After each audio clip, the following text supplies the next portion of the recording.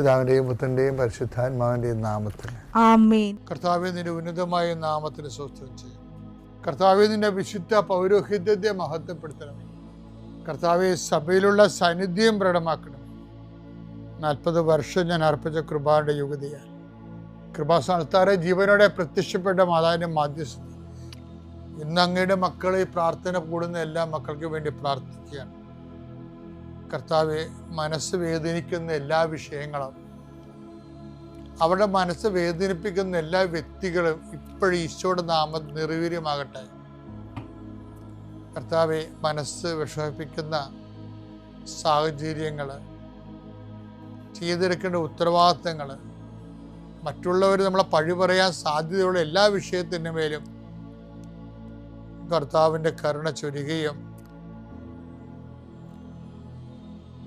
നിങ്ങളെ കർത്താവ് ഇന്ന് നിലനിർത്തി തരികയും ചെയ്യട്ടെ. നിങ്ങൾ പോകുന്ന വഴികൾ, കണ്ടുമുട്ടുന്ന വ്യക്തികൾ, ചെയ്യുന്ന കാര്യങ്ങൾ, യാത്ര ചെയ്യുന്ന വാഹനങ്ങൾ, ഒപ്പിടുന്ന പേപ്പറുകൾ, കൈമാറുന്ന രേഖകൾ, കഴിക്കുന്ന മരുന്ന് എല്ലാം മാതാവിൻ്റെ മധ്യസ്ഥതയിൽ യേശുനാമത്തിൽ അനുഗ്രഹിക്കപ്പെടുകയും നീ ദൈവത്തെ അനുഭവിക്കാൻ ഇന്ന് നിന്നെ സഹായിക്കുകയും ചെയ്യട്ടെ.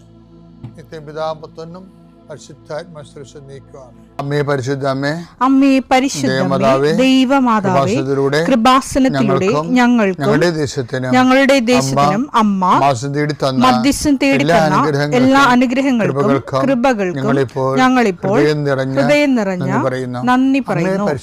അമ്മേ പരിശുദ്ധമ്മേ, ദൈവമാതാവേ, 2004 ഡിസംബർ 7 ഉച്ചകഴിഞ്ഞ് 2:30 കൃപാസനത്തിൽ സംഭവിച്ച അമ്മയുടെ പ്രത്യക്ഷപ്പെടലിനെ കുറിച്ച് തിരുസഭയ്ക്ക് സമർപ്പിച്ചിരിക്കുന്ന പഠനരേഖകളുടെ മേൽ സഭാത്മകമായ പഠനം ആരംഭിക്കുവാൻ ഞങ്ങൾ പ്രാർത്ഥിക്കുന്നു. അമ്മേ പരിശുദ്ധമേ, ഭൂസ്വർലോകങ്ങളുടെ രാജ്ഞിയായ അങ്ങേയ്ക്ക് ഭൗമസംരക്ഷണത്തിനായി പ്രപഞ്ചപ്രകൃതിയെ തന്നെ തിരുസഭ പ്രതിഷ്ഠിക്കുവാൻ ഈ പ്രത്യക്ഷീകരണം വഴി ഇടയാക്കണമേ. പരിശുദ്ധമേ, ജപമാല മാതാവേ, സകല കൃപാസനം പ്രാർത്ഥനയോടും ചേർത്ത് ഞങ്ങളിപ്പോൾ പ്രാർത്ഥിക്കുന്ന ഈ കുടുംബത്തിന്റെ പ്രത്യേക നിയോഗം മക്കളെ.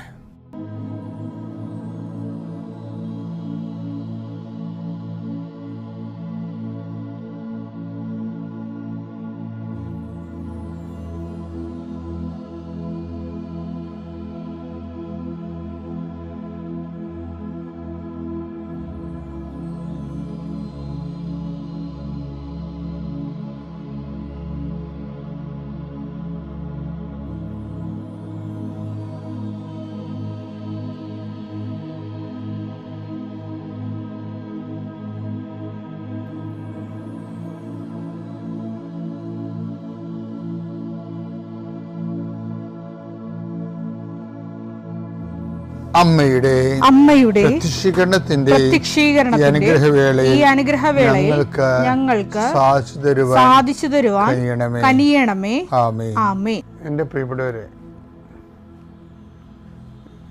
ഞാനിപ്പോൾ അച്ഛനായിട്ട്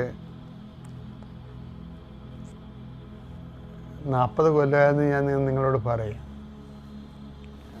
പക്ഷേ 40 കൊല്ലം ആകുമ്പോൾ ചില സമയത്തൊക്കെ ഞാൻ എൻ്റെ ഇടവക ജീവിത കാലത്ത് ഉണ്ടായ 1-2 അനുഭവങ്ങൾ ഓർക്കുമ്പോഴേ ഞാൻ അങ്ങനെയാണ് ഈ ശുശ്രൂഷ കർത്താവിനൊക്കെ ഒന്ന് പിടിച്ചു മേടിച്ചതാണ്. ഞാൻ ഒരു ഇടവക കൊച്ചച്ഛനും ഇടവക വികാരിയൊക്കെ തന്നെയായിരുന്നു. പക്ഷേ ഈ ജനം നമ്മളുടെ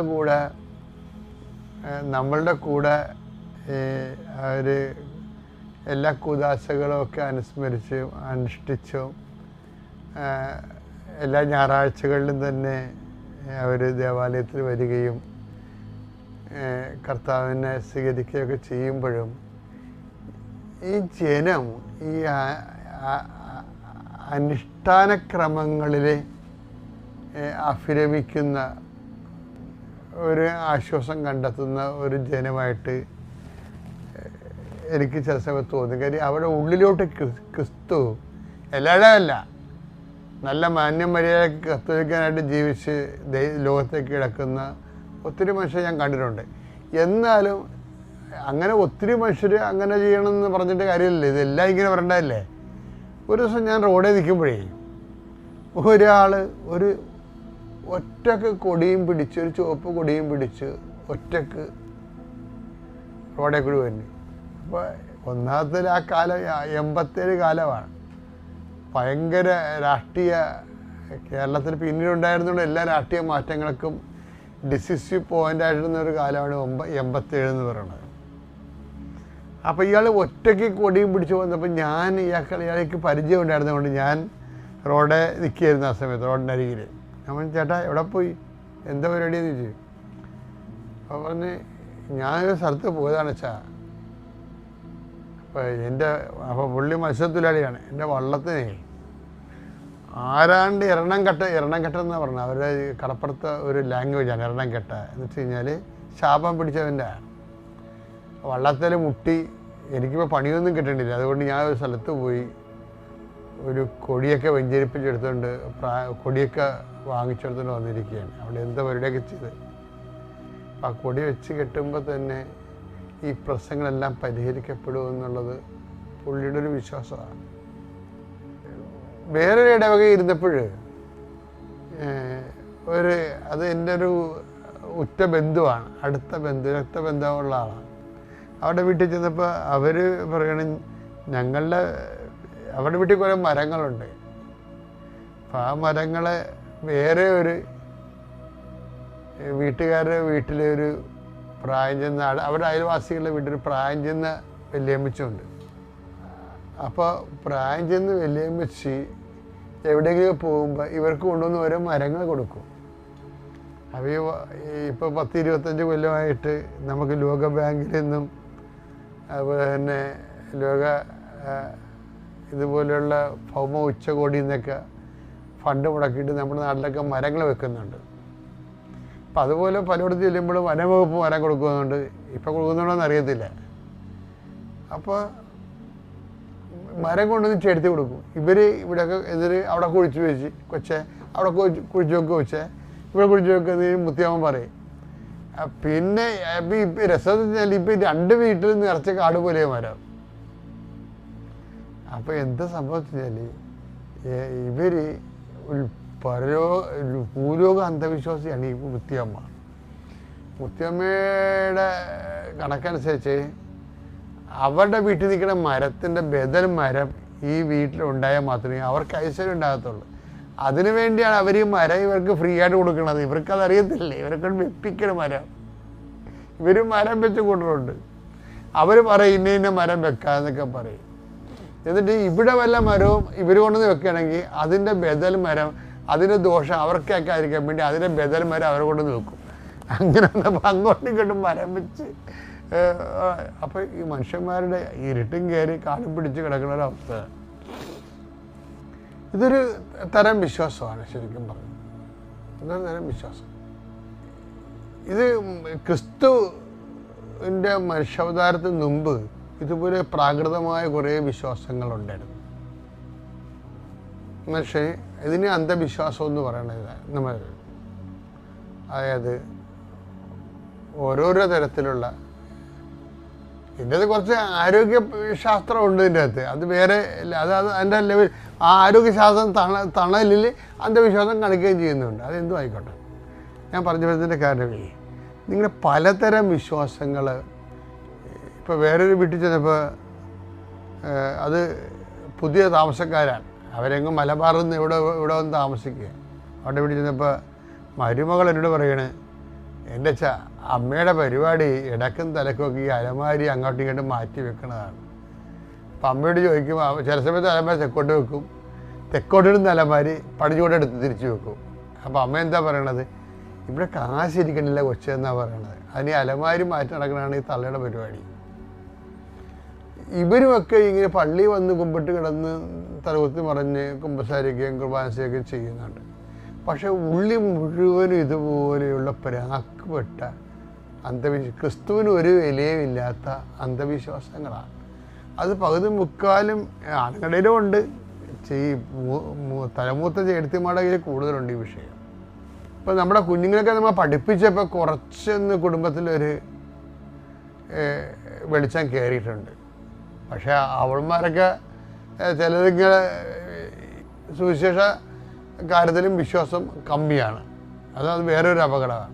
ഞാൻ ഇതൊക്കെ പറഞ്ഞതിൻ്റെ കാരണം തന്നെയാണ്, ഈ ക്രിസ്തുവിൻ്റെ മുഴുവനും ഇപ്പം ഈശോൻ്റെ വാക്കുകളെല്ലാം ഇതുപോലെയുള്ള അന്ധവിശ്വാസങ്ങളൊക്കെ കടക്കൽ കത്തിവെച്ചിട്ട് മനുഷ്യനെ ഡെലിവറി ചെയ്യുന്ന വാക്കുകളാണ്. പക്ഷെ എന്താ പറയണത്, ദൈവം സമസ്തവും അവൻ്റെ പാദത്തിൻ്റെ കീഴിലാക്കിയിരിക്കുന്നു. ആ ഒരു ബോധം നമുക്കുണ്ടാകും. ക്രിസ്തുവിനെ നീ സ്വീകരിച്ചു കഴിഞ്ഞാൽ നീ എല്ലാ വിധത്തിലുള്ള ഓമൻസും സഗുണങ്ങളും എല്ലാത്തിനും നീ കീഴടക്കുകയാണ്. 1 Corinthians 15:20 എടുത്തേ. ദൈവം സമസ്തവും അധീനമാക്കി തന്റെ പാദത്തിൻ കീഴാക്കിയിരിക്കുന്നു. അപ്പൊ സമസ്തവുമാണ്. അതുകൊണ്ടാണ് പരിച്ഛേദന അപരിച്ഛേദനൊന്നുമല്ല, ക്രിസ്തുവിലായിരിക്കുന്നവൻ പുതിയ സൃഷ്ടിയായിരിക്കണം എന്ന് പറഞ്ഞത്. അപ്പൊ ക്രിസ്തുവിൻ്റെ പേരിൽ ഒരു ബന്ധം ചെയ്തിട്ട് നടക്കുകയും ചെയ്യും. പഴയ സൃഷ്ടിയേക്കാൾ പുകുടന്മാരായിട്ട് ജീവിക്കുകയും ചെയ്യുന്ന അവസ്ഥയാണ് കുടുംബങ്ങളിലുള്ളത്. 2 Corinthians 5:17 ക്രിസ്തുവിൽ ആയിരിക്കുന്നവൻ പുതിയ സൃഷ്ടിയാണ്. അതാണ് ക്രിസ്തുവിലായിരിക്കും. അപ്പൊ നിങ്ങൾ പഴയ സൃഷ്ടിയാണെങ്കിൽ നിങ്ങൾ ക്രിസ്തുവിലല്ല. അതാ വിഷയം. നിങ്ങൾ പഴയ ഇങ്ങനെ ആചാരങ്ങളും അനുഷ്ഠാനങ്ങളും അന്ധവിശ്വാസങ്ങളും മരങ്ങളും നിങ്ങളെ കാലങ്ങളും ഋതുക്കളും ആചരിക്കുന്ന പോലും സുവിശേഷത്തെ നിങ്ങൾ വ്യർത്ഥമാക്കിയില്ലെന്ന് ചോദിക്കണത്. ഗലാത്യർ 4:10 നിങ്ങൾ ദിവസങ്ങളും മാസങ്ങളും ഋതുക്കളും വർഷങ്ങളും ആചരിക്കുന്ന പോലും നിങ്ങളുടെ ഇടയിൽ ഞാൻ അധ്വാനിച്ചത് വൃഥാവിലായോ എന്ന് സുവിശേഷത്തെ വൃഥാവിലാക്കിക്കൊണ്ട് ഇപ്പൊ കല്യാണം ഇറങ്ങാനുള്ള സമയമാണ്. നമുക്ക് ക്രിസ്ത്യൻസിന് വല്ല സമയമുണ്ടാ? പ്രാർത്ഥന തീരുന്ന സമയത്ത് നമ്മൾ ഇറങ്ങും. അപ്പം കുറേ ദുർക്കിളവന്മാർ അവിടെ നിന്നിട്ട് പെയ്തും പെരക്കും തോന്നിയ വശമൊക്കെ പറയും. എന്ന് വെച്ച് കഴിഞ്ഞാൽ ക്രിസ്തു എന്താണെന്ന് അറിയത്തില്ല. ക്രിസ്തുവിനെ സ്വീകരിക്കുമ്പോൾ ഉണ്ടാകുന്ന ജീവിതത്തിലുണ്ടാകുന്ന സുവിശേഷവിധമായ പുനഃക്രമീകരണം എന്താണെന്ന് അറിയത്തില്ല. ഇവർക്കുമാർക്ക് ക്രിസ്തുവിന് വിശ്വാസമില്ല. എന്നിട്ട് വേഷം കെട്ടി ക്രിസ്ത്യാനിയാണെന്ന് പറഞ്ഞ് നടക്കുകയും ചെയ്യും.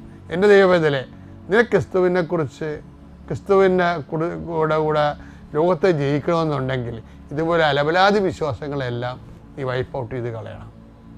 അപ്പം പടിപടിയായിട്ട് ക്രിസ്തുവിൽ വളരുകയും നമ്മൾ ജീവിതത്തെയും ലോകത്തെയും ജയിക്കുകയും ചെയ്യും. വിശ്വാസ പ്രമാണം. സർവശക്തനായ പിതാവും ആകാശത്തിന്റെയും ഭൂമിയുടെയും സൃഷ്ടാവുമായ ദൈവത്തിൽ ഞാൻ വിശ്വസിക്കുന്നു. അവിടുത്തെ ഏകപുത്രനും ഞങ്ങളുടെ കർത്താവുമായ ഈശോ മിശിഹായിലും ഞാൻ വിശ്വസിക്കുന്നു. ഈ പുത്രൻ പരിശുദ്ധാത്മാവിനാൽ ഗർഭസ്ഥനായി കന്യകാമറിയത്തിൽ നിന്ന് പിറന്ന് പൊന്തിയോസ് പീലാത്തോസിന്റെ കാലത്ത് പീഡകൾ സഹിച്ച് കുരിശിൽ തറയ്ക്കപ്പെട്ട് മരിച്ച് അടക്കപ്പെട്ട് പാതാളങ്ങളിൽ ഇറങ്ങി മരിച്ചവരുടെ ഇടയിൽ നിന്ന് 3-ാം നാൾ ഉയർത്ത് സ്വർഗത്തിലേക്ക് എഴുന്നള്ളി സർവശക്തിയുള്ള പിതാവായ ദൈവത്തിന്റെ വലതുഭാഗത്തിരിക്കുന്നു. അവിടെ നിന്ന് ജീവിക്കുന്നവരെയും മരിച്ചവരെയും വിധിക്കുവാൻ വരുമെന്നും ഞാൻ വിശ്വസിക്കുന്നു. പരിശുദ്ധാത്മാവിലും ഞാൻ വിശ്വസിക്കുന്നു. വിശുദ്ധ കത്തോലിക്കാ സഭയിലും പുണ്യവാന്മാരുടെ ഐക്യത്തിലും പാപങ്ങളുടെ മോചനത്തിലും ശരീരത്തിന്റെ ഉയർപ്പിലും നിത്യമായ ജീവിതത്തിലും ഞാൻ വിശ്വസിക്കുന്നു. ആമേൻ. സുഖസ്ഥനായ ഞങ്ങളുടെ പിതാവേ, അങ്ങയുടെ നാമം പൂജിതമാകണമേ. അങ്ങയുടെ രാജ്യം വരണമേ. അങ്ങയുടെ തിരുമനസ് സ്വർഗത്തിലെ പോലെ ഭൂമിയിലും ആകണമേ. അന്നു വേണ്ടുന്ന ആഹാരം ഇന്ന് ഞങ്ങൾക്ക് തരണമേ. ഞങ്ങളോട് തെറ്റ് ചെയ്യുന്നവരോട് ഞങ്ങൾ ക്ഷമിക്കുന്നത് പോലെ ഞങ്ങളുടെ തെറ്റുകൾ ഞങ്ങളോടും ക്ഷമിക്കണമേ. ഞങ്ങളെ പ്രലോഭനത്തിൽ ഉൾപ്പെടുത്തരുതേ, തിന്മയിൽ ഞങ്ങൾ രക്ഷിക്കണമേ. ആമേൻ. നന്മ നിറഞ്ഞ മറിയമേ സ്വസ്തി. കർത്താവ് അങ്ങയുടെ കൂടെ സ്ത്രീകളിൽ അങ്ങ് അനുഗ്രഹിക്കപ്പെട്ടവളാകുന്നു. അങ്ങയുടെ ഉദരത്തിൻ ഫലമായി ഈശോ അനുഗ്രഹിക്കപ്പെട്ടവനാകുന്നു. പരിശുദ്ധ മറിയമേ, തമ്പുരാന്റെ അമ്മേ, പാപികളായ ഞങ്ങൾക്ക് വേണ്ടി ഇപ്പോഴും ഞങ്ങളുടെ മരണസമയത്തും തമ്പുരാനോട് അപേക്ഷിക്കണമേ. ആമേൻ. ഈ അശുദ്ധി കടന്നു വരുന്നത് എങ്ങനെയാണ്? നമ്മുടെ ജീവിതത്തിലേക്ക് അശുദ്ധി, പാവം വരുന്നത് എങ്ങനെയാണ്? നമ്മൾ പാവം ചെയ്യുന്നത് എങ്ങനെയാണ്? അത് മാർക്ക് 7-ാം അധ്യായം 20-21 വരുന്നത് നമ്മളെ ഹൃദയത്തിലിരുന്നാണ് പാവം പുറത്തേക്ക് വരുന്നത്. Price the Lord. അപ്പോൾ ഹൃദയത്തെ ശുദ്ധീകരിക്കണം. ഹൃദയം ദൈവം താമസിക്കുന്ന സ്ഥലമാണ്. ഹൃദയത്തിൽ ദൈവത്തിന് ഒന്നാം സ്ഥാനം കൊടുത്തു കഴിഞ്ഞാൽ വിശുദ്ധി വരും.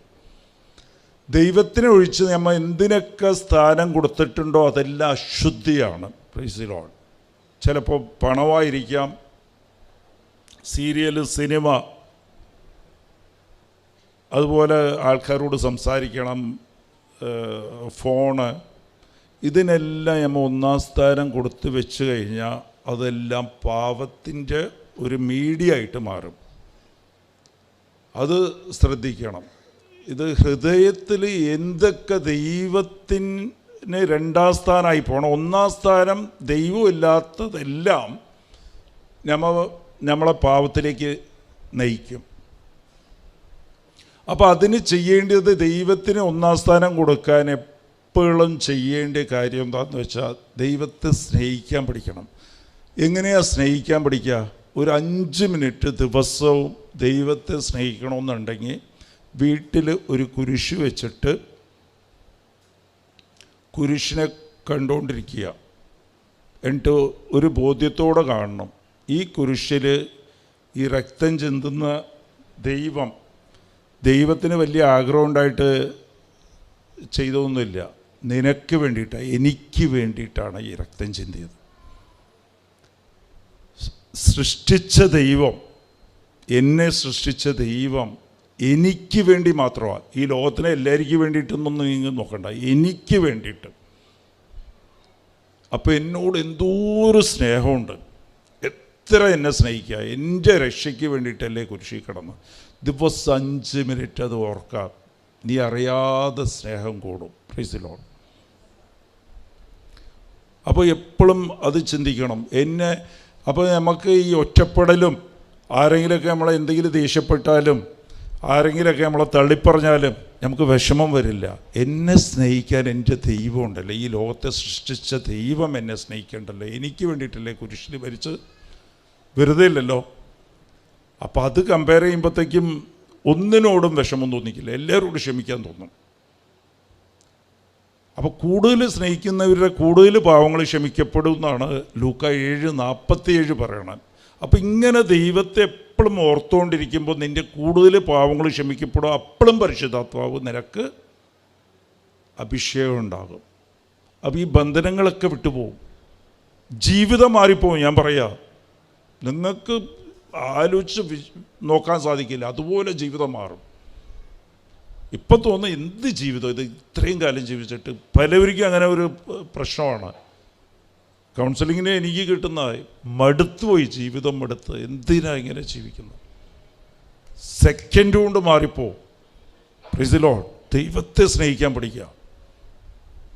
കുർബാനയ്ക്ക് പോകണം. അതിനാ എൻ്റെ അടുത്ത് വരുന്നവരോടൊക്കെ ആദ്യം പറയണ, ദിവസം കുർബാനയ്ക്ക് വയ്ക്കും.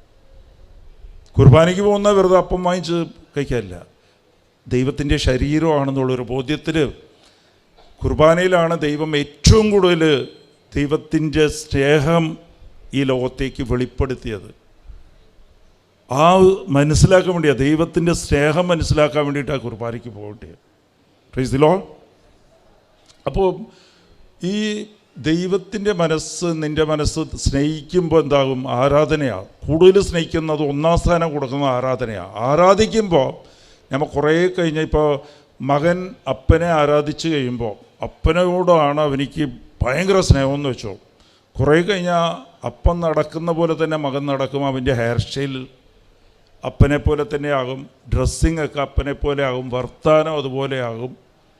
നിങ്ങൾ കണ്ടിട്ടുണ്ടോ ചില പിള്ളേർ അച്ഛൻ സംസാരിക്കുന്ന പോലെ തന്നെ സംസാരിക്കും, അവൻ്റെ അച്ഛൻ സംസാരിക്കുന്ന പോലെ. അതിൻ്റെ കാരണം കൂടുതൽ ആരാധനയാണ്. നമ്മൾ ദൈവത്തെ ഇങ്ങനെ ആരാധിച്ച് കഴിയുമ്പോൾ ദൈവത്തിൻ്റെ മനസ്സ് എങ്ങനെയാണോ അതുപോലെ നമ്മൾ പ്രവർത്തിക്കാൻ തുടങ്ങും. Price the Lord. അപ്പോൾ പരിശുദ്ധാത്മാവ് നമുക്ക് ഇറങ്ങും. ദൈവത്തിൻ്റെ മനസ്സുപോലെ നീ ചിന്തിക്കാൻ തുടങ്ങിക്കഴിഞ്ഞാൽ നിനക്ക് ക്ഷമിക്കാൻ സാധിക്കും, നിനക്ക് ദേഷ്യം കുറയും. പലവരിക്കും പരാതിയുണ്ട്, എനിക്കെങ്ങനെയോ ഈ ദേഷ്യം കുറയ്ക്കാൻ സാധിക്കുക. ദൈവത്തിൻ്റെ മനസ്സുപോലെ ആകണം. ഞാൻ എത്ര ശ്രമിച്ചിട്ടും എനിക്ക് ദേഷ്യം കുറയ്ക്കാൻ സാധിക്കുന്നില്ല. അത് ദൈവത്തിൻ്റെ മനസ്സുപോലെ നിൻ്റെ മനസ്സ് മാറണം. Price the Lord. മനസ്സ് മാറുമ്പോൾ, ദൈവത്തെ ആരാധിക്കാൻ തുടങ്ങുമ്പോൾ, ഹൃദയത്തിൽ ദൈവത്തിന് ഒന്നാം സ്ഥാനം കൊടുക്കുമ്പോൾ ദൈവത്തിന് ഒന്നാം സ്ഥാനം എന്ന് പറഞ്ഞാൽ നിനക്ക് ലാസ്റ്റ് കൊടുക്കണം. എല്ലാത്തിനും പിറുവിറുക്കരുത്. എനിക്കിങ്ങനെ സാധിച്ചല്ലോ, ഇതായിപ്പോയല്ലോ, അങ്ങനെ ആയിപ്പോയല്ലോ, അതൊന്നുമില്ല. ഐ ആം സീറോ, ഞാൻ ലാസ്റ്റാണ്. എല്ലാം ദൈവമാണ്. അപ്പോൾ പരാതിയില്ല. എൻ്റെ ദൈവം എന്നെ സ്നേഹിക്കണ്ടോ, അത് മതി. എനിക്ക് എന്ത് നഷ്ടം വന്നാലും എൻ്റെ ദൈവം എനിക്ക് ലാഭമാണ്. Price the Lord, hallelujah. അങ്ങനെ നിങ്ങൾ ദൈവത്തെ സ്നേഹിക്കാൻ തുടങ്ങുമ്പോൾ ദൈവത്തിൻ്റെ മനസ്സും നിങ്ങളുടെ മനസ്സും ഒന്നാകും. പരിശുദ്ധാത്മാവ് നിറയും. നിങ്ങളുടെ ചോദ്യചിഹ്നം എങ്ങനെ സാധിക്കും, അതെല്ലാം സാധിച്ചു തരും ദൈവം. Praise the Lord, hallelujah. മനസ്സിലായ എല്ലായിരിക്കും?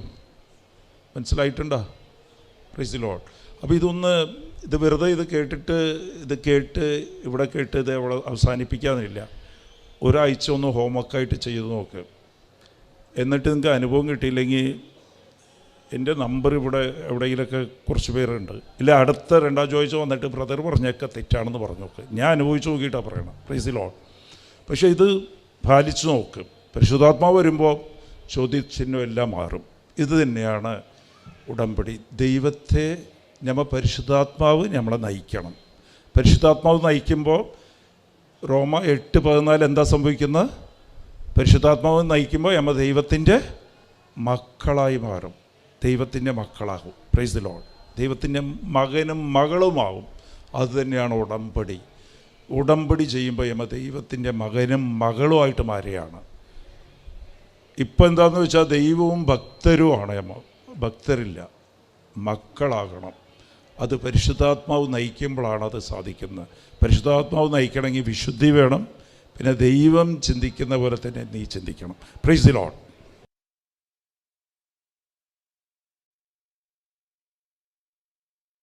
Price the Lord. സമാധാനമായിട്ട് ഇരുന്ന് കേൾക്കുക. ഞാൻ കുറച്ച് സമയമെടുക്കുള്ളൂ. അപ്പോൾ സന്തോഷമായിട്ട് സമാധാനമായിട്ട്, ഇവിടെയാണ് സമാധാനമുള്ളത്. ദൈവത്തിൻ്റെ മുമ്പിൽ എപ്പോഴും സന്തോഷമായിരിക്കുക. സന്തോഷമായിട്ട് ഇരിക്കാനുള്ള കാരണമുണ്ട്. അതാണ് നമ്മുടെ ദൈവത്തിൻ്റെ മുകളിലുള്ള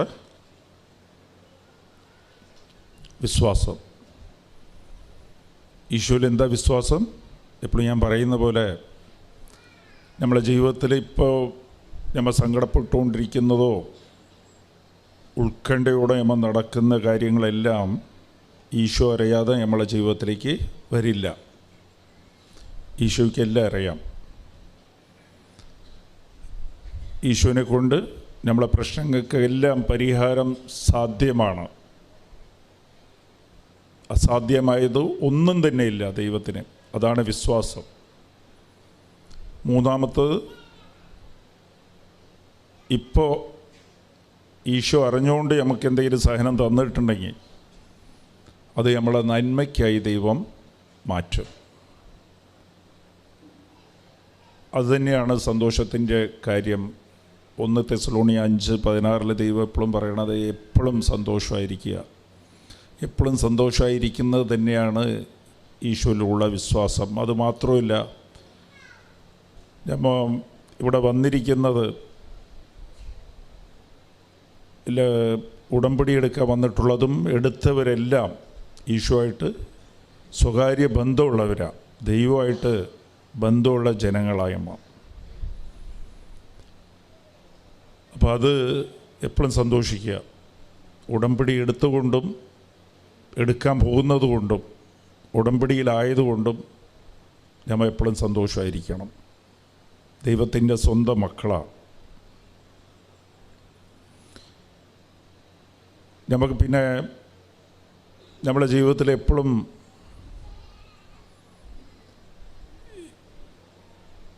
നമുക്ക് ഈ കുറവുകളും പൂർണ്ണതയില്ലാതെ സംഭവിക്കുന്നതിൻ്റെയൊക്കെ കാരണം എല്ലാത്തിനും നമുക്ക് എപ്പോഴും ഒരു പൂർണ്ണത തോന്നിക്കില്ല. സന്തോഷത്തിലായാലും സമാധാനത്തിലായാലും അതേപോലെ ആരോഗ്യത്തിലാണെങ്കിലും നമ്മൾ